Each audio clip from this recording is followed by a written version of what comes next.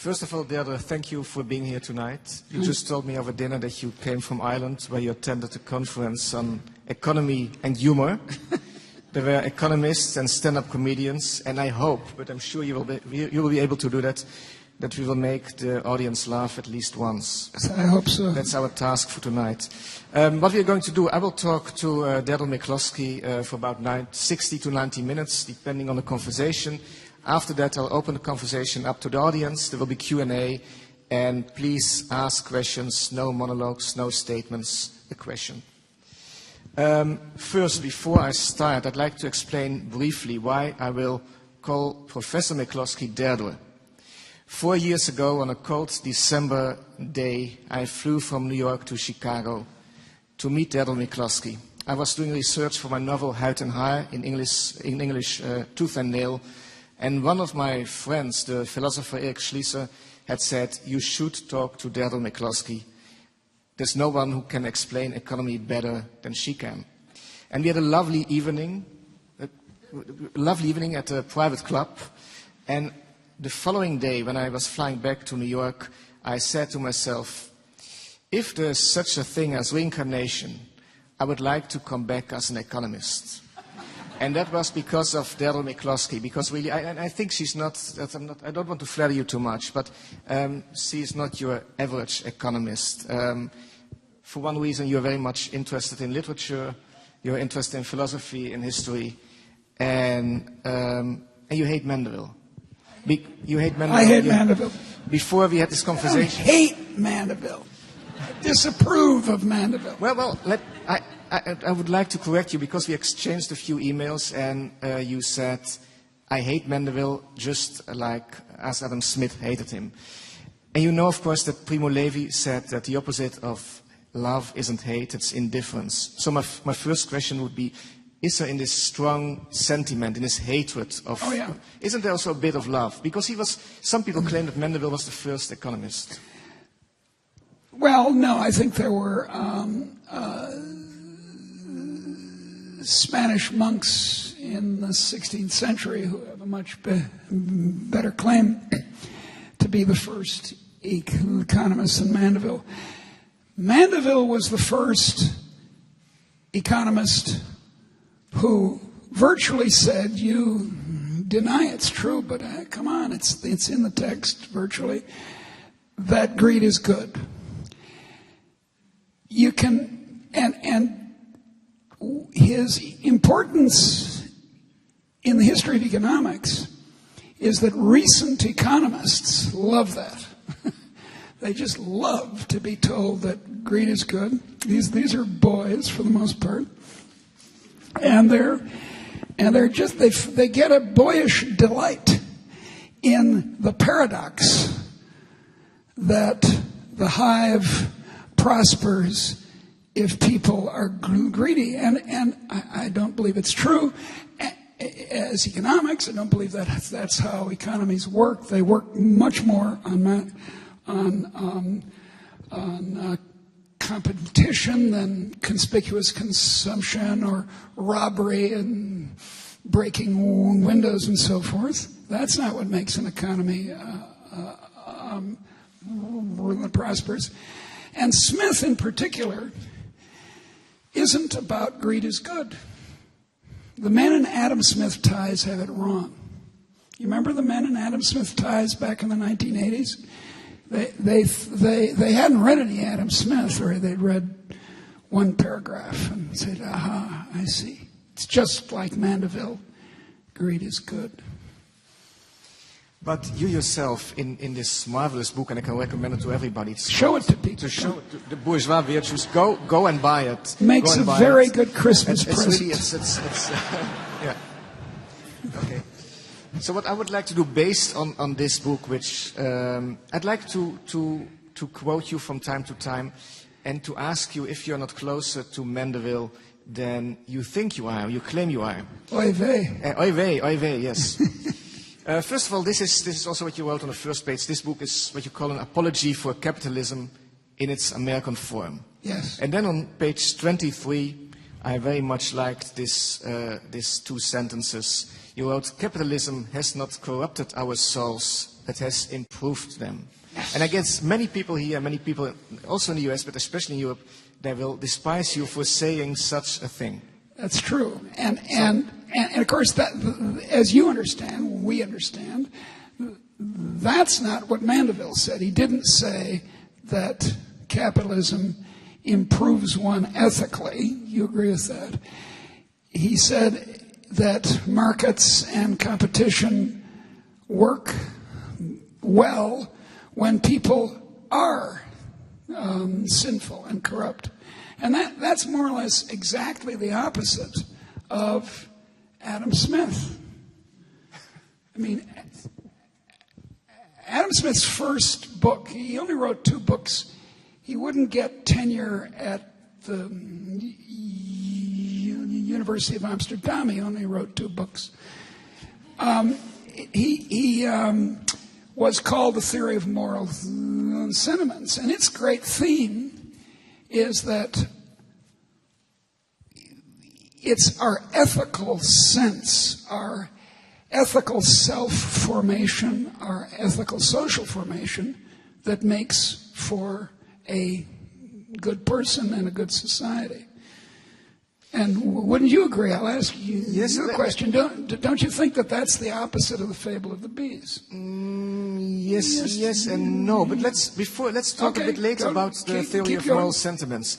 But I'd like to know, can you explain why and how capitalism has improved our souls? Well, for one thing, it's made us rich. Now let's get that clear. In 1800, the average Dutch person earned the modern equivalent of $6 a day. Now the average Dutch person earns, conservatively measured, $100 a day. And that does allow an audience of this character to appear on a Monday night because you're not exhausted from field or kitchen. Many of you read books, and I hope you also buy books, and so that's one point. But trying to find a way to make customers by their own lights better off is not the worst of ethical encouragements. You have to compare it with the alternatives. If the alternative is the great chain of being, the aristocratic society that most of Europe, although this part of Europe much less so than other parts, was ruled by, the sweet talk that's required in marketplaces doesn't seem to me to be so bad. People buy your books, dear. No, listen, no. I'm on your side on many. Good.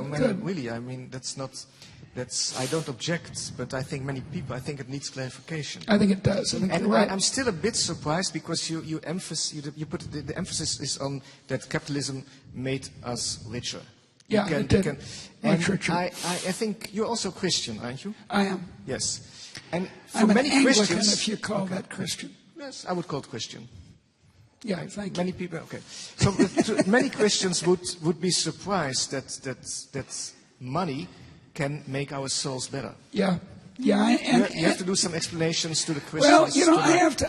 This is my problem. I have a somewhat unusual assortment of opinions. I think they're very reasonable, but people are very surprised that an active Christian, an Anglican, progressive Anglican would also be against central planning socialism, for example, and would be in favor.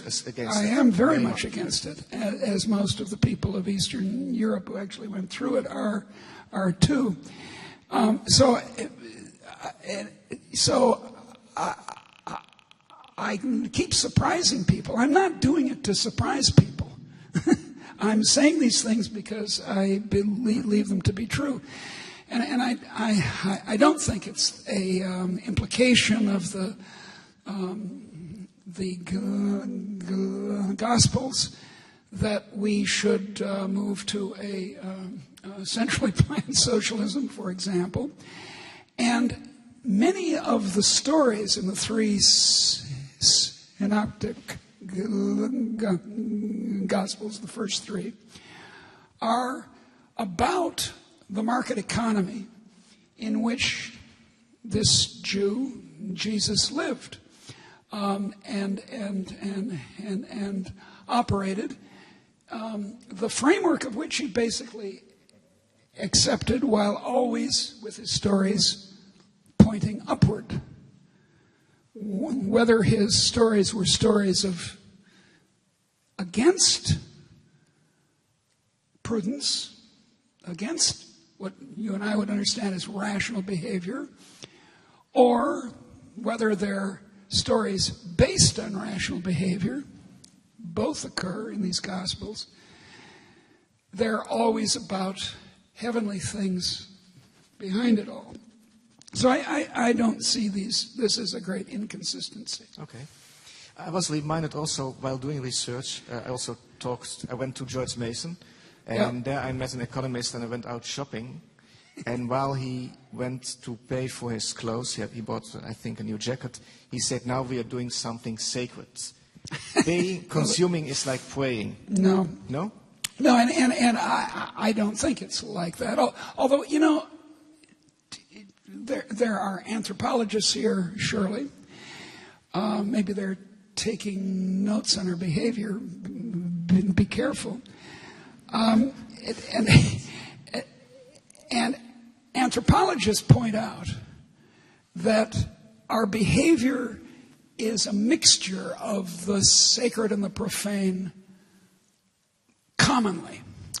That when we eat, we were just eating together, and the conversation at table or around the campfire when we are hunter gatherers is a deeply held social joy to us, and it's you know, we were talking about the famous word in Dutch, gezelligheid. You know, that's that. All you're doing is drinking coffee with candles on. What's the big deal? But it's gezelligheid. So there's a mix of the sacred and the profane. Arjo Klammer, who's over here, is one of my oldest friends. He points out that if you corrupt the sacred, his famous example is if you go to a friend in distress and you tell her about your husband is such a jerk, and you spend the whole hour telling how much of a jerk he is, and you still haven't gotten to the end. And then she says, gee, I'm terribly sorry, and gives you all kinds of advice. Then at the end of the hour, she says, that'll be 100 euros. That's the end of the friendship, because you've inappropriately mixed the sacred and the profane. So I think we ought to, I'm not surprised that my beloved colleague said George Mason, who I admire very much, but they're slightly gek, you know. They're slightly gek. Okay. A little bit crazy. I'll tell them, yes. Yeah, they are. Yeah. I've told them, so you don't need to. Okay. And I didn't use gek, I said crazy. Okay. But is this also why you object to Mandeville? Because he only sees the profane and he doesn't see the sacred? Yeah. So he has no, Yeah, that's a very good way of expressing it. You're right. Good. I hadn't thought of that before, but that's what I don't like about Mandeville, and that's what I don't like about my earlier self when I was a standard issue Chicago economist and was always delighting in finding, caught again being rational. I can see through to your secret rationality. You think you're motivated by love, but love is just exchange. In fact, there's a famous Chicago economist, a former colleague of mine and minor friend of mine, named Gary Becker, who wrote a very famous article about the theory of marriage, in which he said, well, you know, marriage is about these people called M and F. And M is good at auto repair, and F is good at cooking. And so they decide to exchange. And that's the basis of marriage. And in this paper, it's hilarious. You have to go back and look at it. Every time he says, some people say marriage has to do with love. And he puts it in scare quotes. Love. And all through the paper, every time he mentions love, he says, love. And that's just, grow up, Gary. I know his wife, she's a colleague of mine in history, and it's kind of her attitude, too. I'm glad you mentioned part of your book, and to me that's surprising because you're an economist, and I guess they're not supposed to talk too much about love, but part of your book is dedicated to the subject of love. Yes. And you claim, and then maybe you have to explain this to the audience because not all of the people in the audience will know this. You say it's wrong to think that you can love compared to maximize utility. That's right. So let's first explain, please, a bit about max U. He plays also in. Well, I had a great time with this because there was a young assistant professor at the University of San Diego, a very smart kid, and I was declaiming on this point that you can't reduce everything to maximizing utility. There are things like identity. You know, if you offer the mother of an infant $100 to throw her child off the cliff, and she says, "What are you talking about? Of course, I'm not going to throw my child off the cliff." And then you say, "Oh, you mean it's just the price? How about $1,000? $100,000? 10 million? Throw your child off the cliff? Go away! I don't want it." Okay. So I was claiming in this talk that I gave, there is this thing called love, which is a separate virtue from prudence. Prudence. Prudence is the maximizing utility virtue. Savoir-faire is what the French call it. Know-how, we say in English. You must have a very similar word in Dutch. And he said, well, but can't you just put love in the utility function, as the economists put it? Can't you just make love like candy that contributes to pleasure? Or love is like, beer. You pour it into you, and that makes you happier. And I said, are you married? He said, yes. I said, how would your wife react to be told that your love for her was about the pleasure you gave her? And he said, oh yeah, that wouldn't go over so well with the wife. I like you because you give me pleasure, very similar to beer. That's so it's clear that there are things like who we are and whom we love and so forth that are distinct from sheer pleasure machines of another glass of water. Please, but let me defend for a second this economist who said love is just another way of maximizing utility. When I moved to New York, I talked to a woman who was wanted to get engaged, and she said, "I know a man." You mean engaged to you? No, to another man, not to me. And she said, before I can go through this engagement, I need to have his credit check. I need to know more about his ability. Well, so I think we don't choose our partners. I completely agree with you. So can you comment? I completely agree. Because look, it's both love and prudence and justice and temperance and courage and hope and faith. It's both and. That's the key mistake that Mandeville makes. In fact, Adam Smith goes after him on this very point. If the mistake that the economists make, and these are my friends, and I am one of them, and I love them, and I'm amused by them, but they do tend to see if there's any way of making an argument from prudence only, right? Don't tell me about love or justice or identity or any of that. Just prudence, just Max U, as I call him. His first name is Max, his second name is U, maximize utility. If there's any way of explaining the behavior that way, all the others are out the window. And it's just kind of silly because you and me and everyone in this room is multiply motivated. Of course, if our husband is,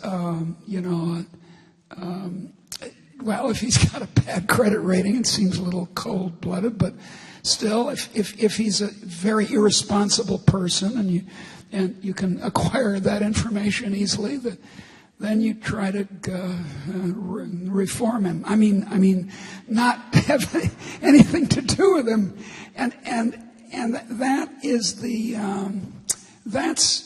it's the tragedy of our humanity, and it's the essence of it, that we have multiple motivations and we're conflicted. But the woman was right to ask about this credit check. And to quote Groucho Marx, you know what he did? He met a woman in a bar and he said, "Can I get married to you? Are you rich?" Answer the second question first. So I think this, according to you, that was terrific. I love Groucho Marx. That's good behavior. Yeah, but the whole point of the joke is that it's not good behavior. That's why he made the joke, that it's crazy to But people answer. laugh sometimes. They laugh because they recognize it. Because of the contrast between the sacred and the profane. Because of the amusing conjunction of the two. Groucho Marx also said, so someone said, "Groucho, do you belong to a club, an eating club, such as you and I had such a nice time at in Chicago?" And he said, "No." And here's why. He said, "I wouldn't belong to a club that would admit me." It's nice. But it's joking on the edge of the sacred and the profane, and that's what makes it funny. And recognizable. But that's my point, that there's this human tragedy that you deal with so amazingly in your novels. The conflict of motivations that is human life. I love the man. He's a dope with money, or his mother is intolerable. But I should love her in justice. She's my mother-in-law. I should be nice to her. I mean, we have all these conflicting ways we're trying to be good, and sometimes ways we're trying to be bad. Another quote. I think the audience will like this as well.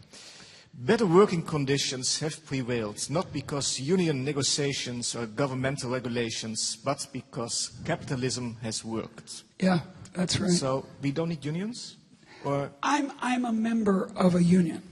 We just formed a union 2 years ago at my university because the central administration, I think every academic here will be quite sympathetic with this, unless they're members of the central administration, appear, as soon as they rise to the level of dean, they lose 20 IQ points. And if they get to be higher, they lose 20 more. So they're very stupid by the time they get to the top. And we as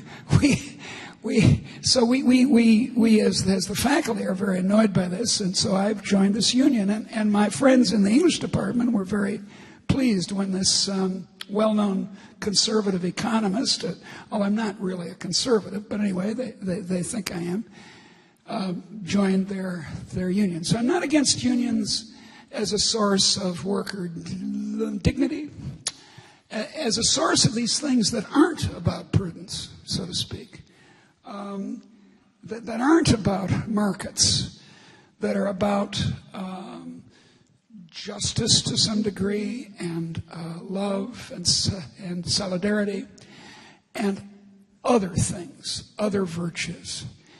But it's just a historical fact that unions and government regulation are not what made us rich. What made us rich was innovation. Look around this room. Even this medieval room has many evidences of the astonishing creativity of what I'm now wanting to call innovism. It's a terrible word, I admit, but innovism. The long version is market-tested innovation and supply. You know, in the Middle Ages, or in early modern times, these would have to be candles up here instead of electric lights.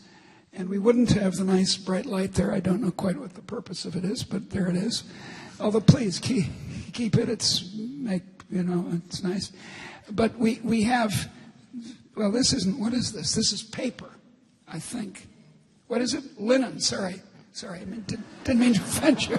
But it's inexpensive linen.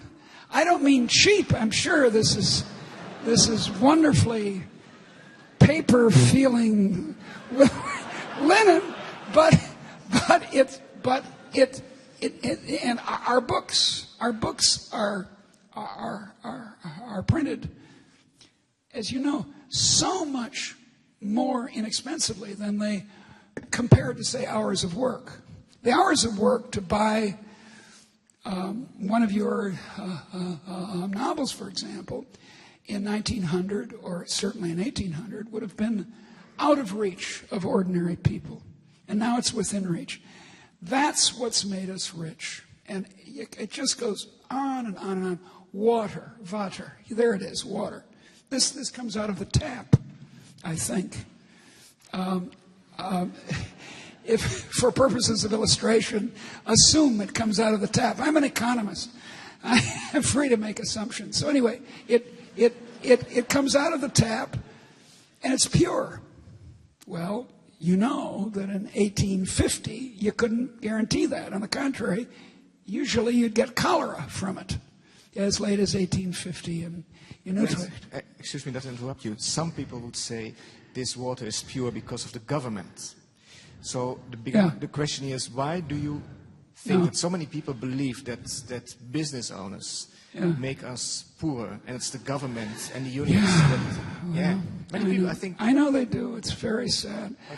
I'm here to try to help them get over this neurosis that they've got about, you know, there is something I think you'd agree with me on this. In all exchanges, free exchanges in the marketplace, you could have done better, right? You buy a quart of milk at the store. They could have charged me less. You sell your house. They could have paid me more. So in all market transactions, there's this kind of annoyance that you feel. We have a name for it in economics, a very splendid sounding name, consumer surplus and producer surplus. But actually, it's just a form of irritation. And any market society is filled with it. And you'll find this in medieval folk tales. They're constantly talking about people being cheated in the marketplace. As though they thought markets were just awful, and actually they did think they were awful, and that's why they didn't work very well. So there's this kind of, what's the matter? Oh, that's okay. I can pour water. I'm a woman. I know how to pour water. Men don't, I understand. But so there's this, that's one source, I think. Another source is that many government services, such as clean water, roads, lots of other things, schools, could be provided in the marketplace, and in many societies are. If you want to drink pure water in India, You don't rely on the local Indian government. It's a very bad bet.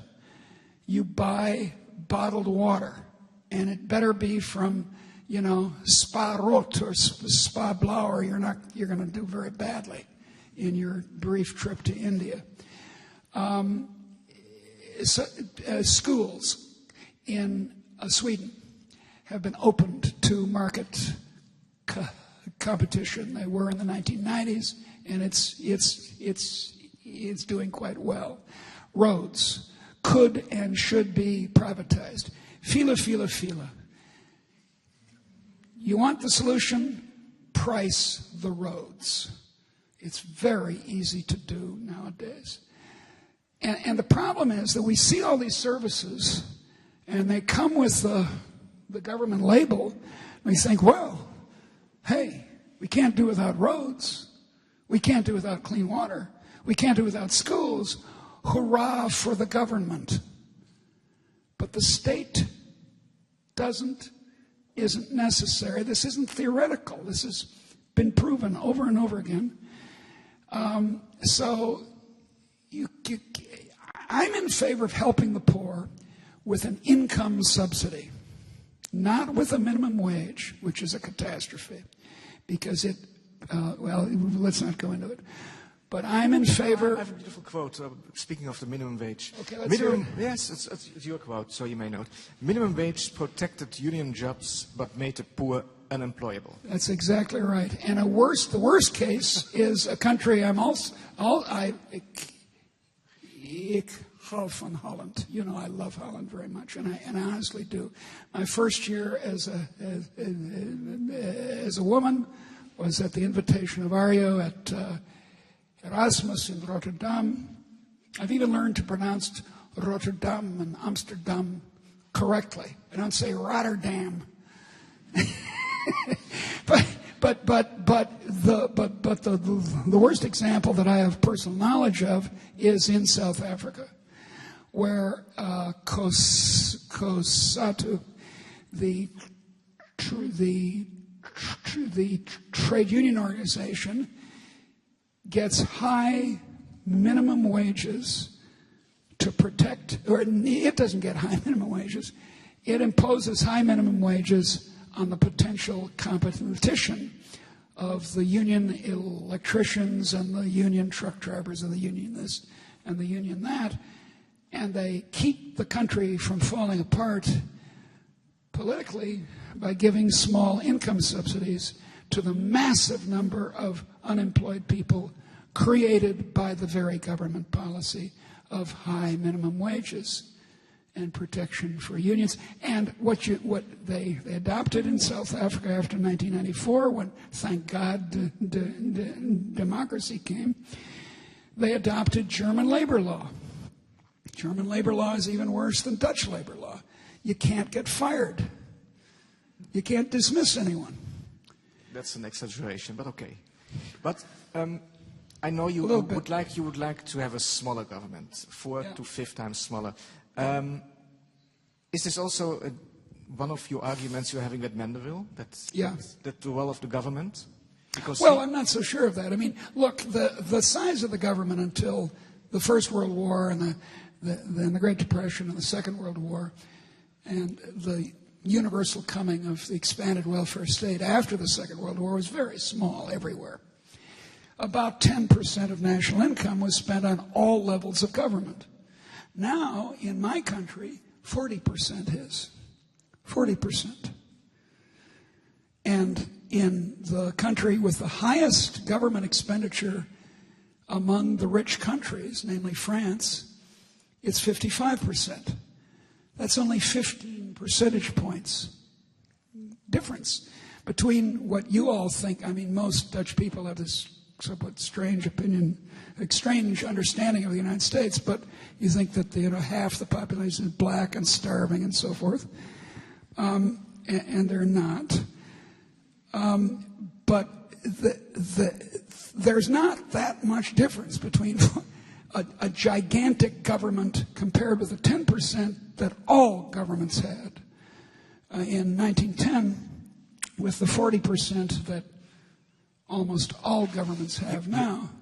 You say there's no much difference, meaning No. we pay more, but we don't get more government? Well, there's an old joke, just be glad you don't get the government you pay for.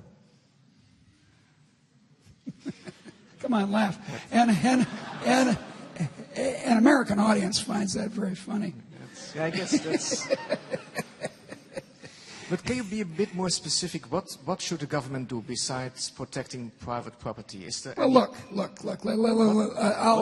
I'll speak of my own government because that's. Okay. I shouldn't be coming to Holland and criticizing your government. Or, by the way, the other day I had a nice conversation with your former prime minister, the boring one. You remember? Balkenende. And he wasn't boring at all. He seems like a nice. Did he fellow. make you laugh? He made me laugh, and I made him laugh, and we had a very sort of laughy time. But my own government does a whole bunch of things that it shouldn't do. The farm program, to take one example. You have analogs here in Europe of that. It's been plausibly calculated by economists that if Europe and the United States dropped their crazy protection of farmers, most of whom are above average in income, some of whom are very rich, like owners of prime French wine-growing land, grape land.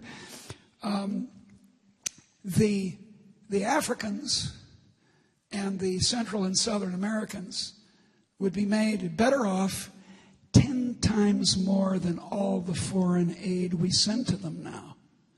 10 times, order of magnitude, every year. That is, if we let the Sahel grow cotton, as it should, it's a natural place to grow cotton, it's a good place for it. These people are extremely poor. If instead of, making them buy American cotton or something, we let this, okay. So, and American foreign policy, I don't need to tell you, has certain, shall we say, defects. And we spend quite a large amount on it. Most of what governments do, especially slightly corrupt governments like mine, is give subsidies to other members, take taxes from everybody and give subsidies to other members of the middle class, especially the upper middle class. It takes from the middle class and gives back to the middle class. Takes the middle class, gives back the middle class. Because there's a very neat theory in economics called the theory of the median voter, which is very plausible. When you have a kind of evenly divided population, it's the middle that decides. That's been the problem with the nationalistic anti-foreigner parties in Sweden and here in Holland and in Denmark, that they often hold the balance of power in the parliament, and that's a danger. So anyway, the median voter rules, and they want to give money to themselves or their uncle or something. The amount that goes to the poor in a well-run social democracy, as Holland more or less is high. But in a badly run social democracy or badly run, supposedly anti-social democracy country like mine, it doesn't go to the poor. It goes to the military-industrial complex. It goes to other middle-class people. It goes to rich cane sugar growers in Louisiana. Look, this is a very important point. I would give more money to the Swedish government if I were a Swede, or if I went to Sweden and became a Swede. God would have thought. I would give more money to the Swedish government because it's honest. But, I love Italy, too. Would anyone in this room propose giving more money to the Italian government? It's like giving Genever to teenage boys. So, but Deirdre, tax avoidance in Italy is a virtue? Is that what you're saying? No. Actually, yes, I am. Yes. Yeah, you're right. Yes. You're absolutely right. This is this is the kind of insight you can get if you do humanomics, which combines economics and the humanities. If you use novelists and playwrights, rock musicians, country musicians, as part of your thinking about society, not all of it, or you'll not do very well, but as part of, if you use those insights, you can do very well. That's right, exactly. So that's what you have on the record. That's good. But I'm surprised that you are willing to pay more taxes in a country like Sweden or maybe even the Netherlands, because you appear to have a philosophical problem with taxes. If I may quote you again, taxing Peter to pay Paul is using Peter for Paul. That's corrupting. Yeah, except that, yes, it is. And it's fundamentally corrupting, and I'm very suspicious of any taxes because they are compelled. I take it there's no one here in this room who would pay taxes if there really was no enforcement of the tax law. I mean, you may admire what the government does for it, but you'd free ride because, Jan over here, he's going to pay, so let's not bother. So I don't need to bother because Jan will pay. There's a nice rhyme in English. Don't tax me. Let's see. Don't tax him. Don't tax me. Tax that man behind the tree. But okay. What was the question again? The question was. I got so involved in trying to remember the little rhyme. I was surprised that you say that you were willing to pay taxes in places like Sweden, because you appear to have like a fundamental philosophical problem with paying taxes. I do. And if the taxes are going to public goods that I really think they should be going to. Even the Swedish government or the Dutch government does things I don't like, but mostly they don't. They do things I like. But especially if it goes to poor people. You rob Peter to pay Paul. If Paul is poor, I'm willing to put up with a little bit of robbery. Now, wait a second. My main program for Paul the poor person, are you following all this? Robbing Peter to pay Paul. My main program for Paul, our poor friend, our poor fellow citizen, is market-tested innovation and supply. Because that's going to do the most for Paul. I'm about to go to a conference in Ohio on equality with some philosophers. And I'm afraid I'm going to say, stop talking about equality. It's sinful to talk about equality when the real thing that helps the poor is growth, economic growth. And to talk about, maybe India should slow down its growth because, after all, it's not growing equally in every single part of the country. That's what the Indians did for 40 years after independence. And they got practically zero growth. It was a catastrophe. And then they came to their senses and started to hear this. This is really great. Under the so-called licence raj, as the Indians called it, scornfully, they hated it. If you owned a factory and wanted to move a machine inside your factory, right, you had to get permission of the government. And guess what the guy from the government did? He put his hand out. It was a terrible, terrible system. So in that circumstance, close down the government, keep it under control, find substitutes, don't let the government have any more money or any control over anything. Don't give them more regulatory powers. This is crazy. But if you have Swedes,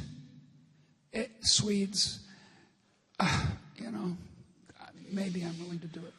One last question about this topic, also related to taxes. Given the fact that you dislike the federal government in the US, at least that's the feeling I got. Yeah. Do you agree? Do you think it's ethically just for companies like Apple, Google, Starbucks to be basically stateless when it comes to tax authorities, and they're using, as you know, the Irish-Dutch route to avoid paying taxes? That's right. Do you think that's okay? There was a there was a lot of talk of this in Ireland, where I just was, the conference. I think that's the way forward. That's the way forward. It's the way forward. Look, dual citizenship is a very good idea. 3 citizenship is even better. N citizenship is just excellent. How many passports do you have? I have only one. I'm about to get a copy of the first one, simply in order to have enough time to get a visa to go to India. But no, alas, if you want to make me a Dutch citizen, I'm willing to try again to learn your language. Okay, let's start a petition later. 88 prachtige. But it's so interesting. Because so many people were really angry about these tax schemes by companies like Apple. So I know they are. And you were saying it's the way forward. It's the way forward. That needs a bit more explanation. Here's an even more extreme way forward. Free cities. Honduras, of all places, has just passed a law that allows a part of the country to be completely free of, and you're allowed in this part of the country, a small part, to start a city and do whatever you please. My former student, Paul Romer, is a big advocate of this, and lots of economists are, because it makes a lot of sense. It's what happened in China, essentially. It's not that in 1978 the Communist Party said, well, let's try capitalism. After all, communism hasn't worked so well. No, that's not what happened. What happened is that the Central Committee allowed local governments to do experiments. Some of them did experiments in more fierce communism. Let's build 2 blast furnaces in our backyard instead of 1, and so on. Whereas others said, well, let's try free markets to some degree. And those towns grew to be, 10 million population metropolises. Letting things evolve, if they've been market tested, if it's not some scheme to make the Egyptian army, which runs Egypt's economy, richer, then I'm in favor of it. And against the serfdom that comes with you having to pay taxes. Actually, one of the amusing things is that the very rich in Sweden all moved to Switzerland. The guy who founded IKEA, he's now Swiss. Björn Borg, is that his name? Björn Borg, the tennis player, he's Swiss, or at least he lives in Switzerland. So Switzerland is maybe our future. But when you said that we need as many passports as possible, are you also implying that you are in favor of the freedom of movement for people? Yes. So people should be able to move from one place to the other. Yeah, actually, I believe in completely free migration. Completely free. If you want to know my beliefs, now, I'm not advocating this as an instant policy tomorrow for Holland or anyone else, because it would cause revolutions. It wouldn't work as politics. But if I had my way, I would make governments very much smaller. I would make people able to move without passports anywhere they wanted to, and go live and work anywhere they wanted to. So if, 6 million Pakistanis wanted to come to Holland, come on.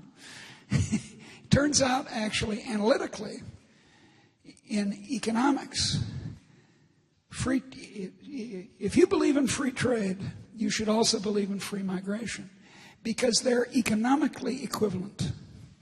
If you trade with the Pakistanis in a free way, that's just like allowing them to come to your country and trade with you right next door. From the pure economic point of view, the effect on prices and so on. And am I just nuts? Is she crazy? Who would ever want to have that? We had it. In 1900, the shipping companies were corrupting Congress, which is rather easy to do. It's actually quite inexpensive to insist that we continue with free trade in people, that we allow people into the United States easily, because they had a private interest. Holland America line, for instance, in Hamburg, in massive numbers of people coming to the United States on their ships. Anyway, free countries didn't have passports in 1900. The United States didn't have passports. France didn't have passports. Britain didn't have passports. No one in the British Empire had passports. No one had passports. Passports were a sign of tyranny. The Austrian Empire had passports. The Russian Empire had passports. The Germans, needless to say, the poor Germans, they had passports. They had internal passports, which you had to show to any policeman.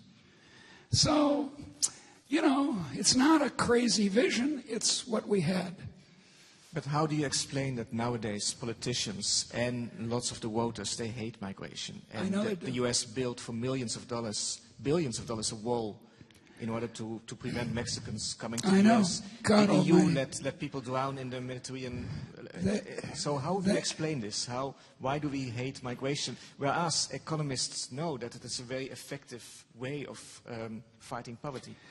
It is. It's certainly a way of fighting world poverty. But people are nationalistic, so they want to fight American poverty, not world poverty. They say, to hell with the Hispanic masses. I don't care if they're any better off. I want me to be better off. So that's their theory. But in fact, you could make a case, and I'd make it, that free migration helps the natives. You can actually show it in a diagram. Here, is there a chalkboard around? We'll do the economic analysis. No, I don't think so. But I'm just try kidding. to do it without. Just kidding. Can you do it without? Can you explain why it helps the natives? Because of this trade point that I just made, that having more people to trade with is good for the other people, on balance. Some people lose out, some people gain, but on balance, it has to be the case. It has to be. I mean, this really is a blackboard proposition. There are lots of things that can make it not true. But as a pure blackboard proposition, more opportunities for trade are better. That, by the way, is why population growth now in the world is good for us.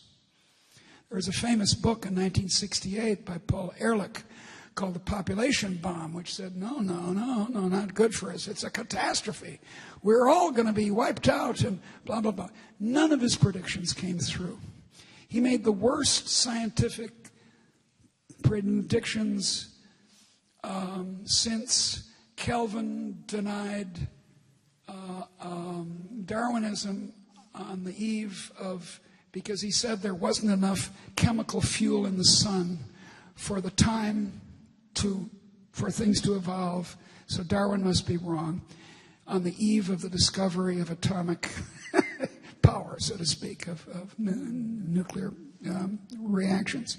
So, yet, people want to hear this pessimistic story, but in fact, the correct optimistic story is that we as Dutch or American people get better TVs and better cars and better hammers and better this and better that by trading with the rest of the world. And one way of trading with the rest of the world is to have them come live next door. There's one remark in your book that I had problems to understanding. You are saying that only non-economists believe that economy is keeping the money circulating. Yeah. That's a mistake. But when you say, as you just did, that by trading we get richer, by inviting foreigners to our country, we can trade more. Isn't trading keeping the money circulating? No, you see, that's the basic. Let's get back to Mandeville. One of his basic errors was one that actually Adam Smith made in one place. Only one place. In the theory of moral sentiments, he made the same argument. But, Homer nods. It happens. But Mandeville went on and on about how you got to keep the money circulating. This is what most people in this room believe. You got to keep the money circulating, and expenditure makes people better off. And because if you buy a cup of coffee, then the people who supply the coffee spend it on someone else. And this sort of Keynesian multiplier is in people's minds all the time. And that's nonsense. It's not nonsense in the short run in conditions of mass unemployment. I was trained as a Keynesian at Harvard. I know all the arguments. I agree with them in that circumstance. In 1933, I agree with it. Of massive unemployment? Mass unemployment, 25% involuntary unemployment, having nothing to do with the regulation of the labor market. Just people, factories closing down all the time, and horrible people lined up for bread. In that circumstance, this spend your way out of it argument makes sense. But in no other context, and certainly not in the context that Mandeville was dealing with, creating jobs, that's the phrase. When someone talks about creating jobs, suspect them of not knowing much economics. Because that's a very foolish phrase, creating jobs. But in any case, this kind of keep the wheel moving and spend, and that makes us better off, is not true. We could have a very abstemious economy. That is, we could all be saints and live or monks and nuns, and we could live in cells and pray, and we could have the same income we have now. We would just be able to buy nice onion paper versions of the New Testament in Greek and Dutch verso, and we'd have very good whips to flagellate ourselves, and we could do the whole anti-consumerist. That's another silly word, if you want to know my opinion. Anti-consumerist things, and we'd have the same income. We'd just not have the same industries. That's all. We'd have the same income. If you're saying that we'd have electric lights, that we cannot create jobs, so the government cannot create jobs. When Krugman is writing in the New York Times that the U.S. government should do more to fight unemployment, he's a bad economist? Or he's a bad economist. He's not in general a bad economist. Look, Paul Krugman and I agree with Aryo and me and the other economists in the room about 85%. But the 15% is sometimes kind of serious. Paul Krugman believes that prices are largely set by supply and demand curves. Paul Krugman believes the accounting truth that national income is the same as national expenditure and national consumption, which, by the way, is the first sentence of the Wealth of Nations. Paul Krugman believes in a lot of things that any economist believes in. He believes basically in free international trade, and has said so many times. But Paul the Democrat with a big D is not as smart. By the way, my theory is, and I've told many Swedish people this, I've told Swedish economists this, my theory is that the Swedes gave him the Nobel Prize prematurely. I'm not saying he didn't eventually deserve it, because he did important work on what we now call economic geography. But they gave him the prize just as they gave Obama this crazy, I admire Obama, I like Obama, I voted for him twice, but they gave Obama the Peace Prize for being Obama. Come on, this is ridiculous. The Swedes gave Paul the prize because they wanted to influence American politics. They wanted a strong voice on the left. He had already gotten his column in the Times and was doing very well. And what I call the herd of independent minds who read the New York Times hear the phrase, the herd of independent minds, who read the New York Times every day love Paul. All my friends, all my Episcopalian friends love Paul's columns.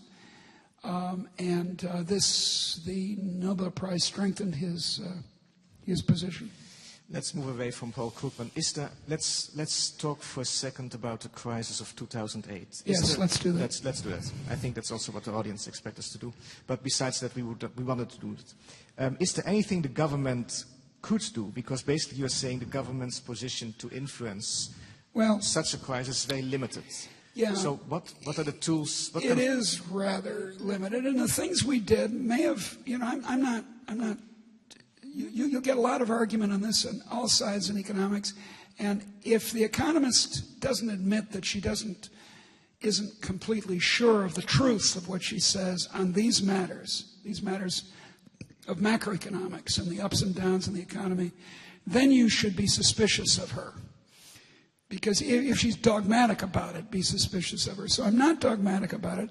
I think some of the things that were done, the various bailouts and the Federal Reserves flooding the market with green pieces of paper, that may have prevented another Great Depression. Had we reacted in the idiotic ways we did in the 1930s, in the United States, for example, to the fall in 2008, I think it could have been another Great Depression. But understand, dears, this wasn't another Great Depression. It was much better than the Great Depression. It wasn't anything like the Great Depression. And here's the problem. We've had 40 of these since 1800. 40. 40. Ups and downs like this. Watch, it goes like this. 40 times. About a half dozen of the times have been as bad, or in the case of the 1930s, worse than what we just went through and it's gradually dragging ourselves out of, right? About half dozen of them. Well, what are we going to do about this? Let's stop it. Let's stop the business cycle. Now, here's the problem. In order for an economy, or for that matter, a human life, to be creative, you've got to take chances, right? In your own work, you take chances, I take chances. You take chances. In order to get new things, it's in the nature of novelties, real novelties, that you don't know how they're going to turn out. A famous baseball coach in the United States named Yogi Berra, there's a Dutch goalie who plays the same cultural role in Holland. What's his name? Cruyff. He says these idiotic things that have a certain profundity. And Yogi Berra says, it's hard to predict, especially about the future. He was asked once, what time is it? He answered, you mean now? This is what you call taking chances. Is this what Schumpeter, the economist, called creative destruction? So you take these in your own life and in the economy as a whole. We take chances. That's what makes electricity get invented, or being able to cut stones inexpensively with diamond saws, or to make tiles, although these are quite old, inexpensively, and make inexpensive steel in these chairs and so on. I'm sure you think they're very comfortable chairs after all this time.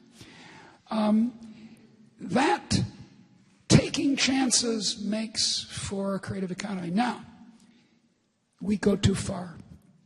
We invent stuff and we go too far. We're humans. We do it all the time. We invent the railway. We overinvest in railways. We see the Dutch doing well with canals. We say, well, we'll have some of those. We'll have canals. And then the railway gets invented. The canals proved to be, in Ohio, a complete bust in the 1830s. We invent the automobile, and we build too many roads and we build too many cars and there's a crash. The dot-com boom. Dot-coms are not intrinsically a bad idea. Yet we made too many of them and we had to pull back and we had a dot-com crash. Well, the financial innovations that made it possible for poor people to buy houses, to have their own house in the United States, were not in themselves evil. Slicing and dicing subprime mortgages that's the innovation, and it's a real financial innovation. Now, we did too much of it, and the Icelanders bought them. The poor Icelanders. Not only the Icelanders. Yeah, I know. Some Dutch people, too. Sorry, I apologize. On behalf of the American banking system, I apologize. But you see what I'm saying? You can have security. You can have zero unemployment, for that matter, very easily. But you'll have a non-dynamic economy in which people don't ever change jobs, in which innovation doesn't occur, in which chances are not being taken. So, take your pick. Do you want, I'll express it extremely so you kind of see the point. Do you want a kind of Stalinism, or do you want a free economy in which we trip sometime? Is there a fundamental difference between Mandeville's greed and what you call taking chances? Mandeville's greed? Yeah. Although, I would call it, I would insist on the word prudence, because prudence is a virtue. We try to teach prudence to our children and our dogs and each other, and we try to be prudent, try to have know-how, try to do things right. So Saint Thomas of Aquino said that prudence is the executive virtue. It's the one that allows you to love well, or do justice intelligently, or hope rationally. All those involve this other virtue of prudence. But so prudence is not. See, it's oddly hard to translate into Dutch or any Germanic languch. You use the word voorzichtigheid in your book. I know, and that's part of it. But that's right. But the greed. Here's what greed is. Here's a definition of greed. Greed is prudence without any of the other virtues. That's the analysis of St. Thomas. It's the standard analysis in virtue ethics. Makes a lot of sense. Greed is making your life all about getting the best deal, goedkoop, all the time. And if that's all you think about, then you're a greedy person. Although often these so-called greedy people end up having other purposes in life besides collecting money. But still, that would be greed. Hope, courage, prudence, that's entrepreneurship. If you take those three virtues and mix them in some idiosyncratic combination, that's why this foresight is so important. You're imagining the future. You're seeing the future. And the advantage of a market-tested version of this is if you see wrongly, you lose your money, and you lose the ability to do any more of this entrepreneurship. The problem with having the government as the entrepreneur is the government has an unlimited pool of funds, your pockets. One last question about the banks. Do you believe that in order we had too much of these financial innovations? You said. Yeah, we did. Do you believe that there is a role for the government in order to regulate these big banks, or is this? I don't hate the government. Some of my best friends are civil servants. Really, they are.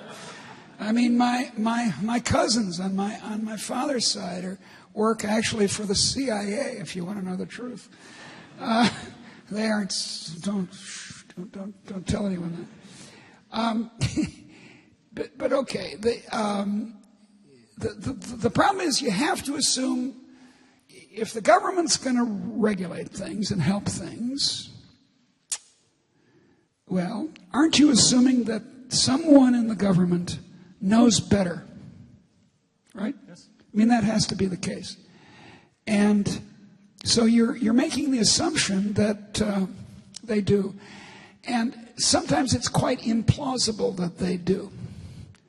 Wind power, for example. You have lots of these you have lots of the old windmills too, but the new windmills. In the United States, the Obama, who I've told you I like very much, Obama is pushing wind power and wants to subsidize it. And down in Indiana, there's this big wind farm that has hundreds of mills, and they're blowing away. But the trouble is their electricity costs 3 times more than natural gas. Major point. Yeah. I know, and you wonder, well, yeah, maybe in some future these will be good. Look, here's one way to express it, make it more plausible. If the government thinks that windmills are a really good idea, why doesn't it release to the world the special secret information it has that persuades it that windmills are the way to go? And there are plenty of big investors who, if this secret information is released, will say, gee whiz, wow, what a good opportunity. We don't always need the government. And we've got to stop. We've got to grow up, put it that way. We can't look at government as an all-wise daddy. It's not. I'm not saying it's evil or that civil servants should be shot or anything. I'm just saying that they're not all wise.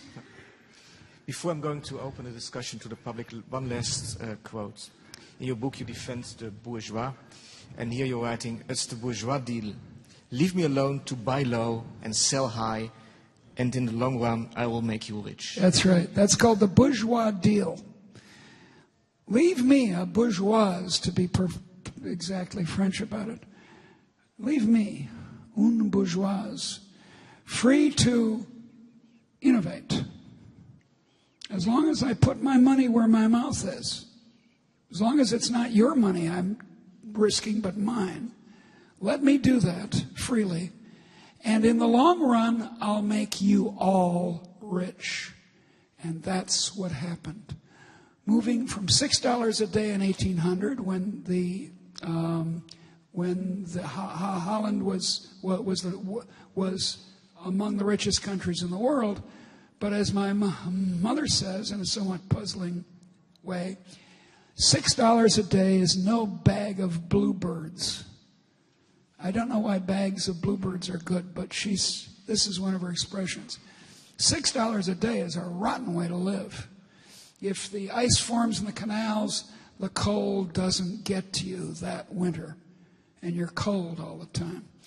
But now it's over $100 a day, conservatively measured, and that's a pretty good deal. We should let the bourgeoisie alone. Buying low and selling high isn't enough, even for you. No, it's not. That we need a God, or we need some transcendental. We need virtues. I advocate in these books. I'm working on the 3rd volume. There are going to be 3 volumes, and then I'm going to stop. And there are going to be 3 volumes, which is enough to have a boxed set. How cool is that? Like Harry Potter, a boxed set. Oh, I'm going to die happy. But in all of them, I'm not saying, never think I'm saying what Mandeville said. And Adam Smith got it right. Adam Smith is my man. Once my man was Marx, but I got over it. My man is I have to cross myself every time I do Adam Smith. Adam Smith was trying to formulate an ethical capitalism. And that's what I advocate. I don't advocate greed is good. I don't advocate, as you quite properly say, I should correct that buy low and sell high is all you need to do. Let me say it. I want ethical capitalism, and I believe on the whole we already have it. That's a good point, I think, to open the discussion Thank to you. the public. So if you